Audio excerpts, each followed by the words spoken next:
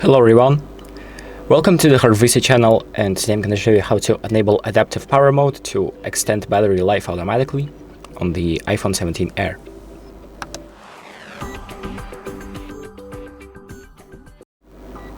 So on the new iOS there is an option to enable adaptive power mode, which kind of adjusts your battery usage depending on how much you're using your phone. So we can turn on that option by going to the settings and then tapping battery, then scrolling down to the power mode option and then enabling adaptive power.